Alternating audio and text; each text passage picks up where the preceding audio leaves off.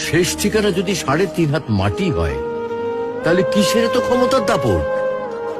ভোর 5টায় মৃত্যু, সকাল 6টায় জানিয়ে দেওয়া হবে মাইকে, 8টায় শেষ গোসল করানো হবে, 9টায় তোমাকে নতুন কাপড়ে সাজানো হবে, জোহরের নামাজের পরে তোমার আলিশান বাড়ি থেকে বের করে নিয়ে যাওয়া হবে, 2টায় তোমার জানাজার নামাজ পড়ানো হবে, 2:30টায় তোমাকে কবরে নামিয়ে ফেলা হবে। মাটি দেওয়া শেষ হয়ে গেলে কেউ তোমার জন্য দোয়া করবে, আর কেউ চলেও আসবে। এই তো জীবনের শেষ আয়োজন। তো কিসের তো অহংকার, কিসের তো ক্ষমতার দাপট? হ্যাঁ, ক্ষমতা কারো জন্য চিরস্থায়ী নয়। অন্যায় ভাবে কাউকে ঠকালে একদিন ঠিক নিজেকেও ঠকতে হবে, এটাই নিয়ম। হ্যাঁ, এটাই নিয়ম।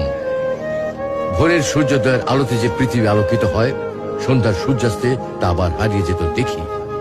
অসত্য দিয়ে সত্যকে কখনো ঢেকে রাখা যায় না। প্রকৃতি বড়ই নির্মম। কবে কখন কোথায় কার উপর আঘাত হানে তা একমাত্র উপরওয়ালাই ভালো বলতে পারেন। অহংকার আর দাম্ভিকতা পতনের লক্ষণ। তাই অহংকারী না হয়ে সহনশীল হন। ক্ষণস্থায়ী এই দুনিয়ায় কেউ চিরস্থায়ী নয়।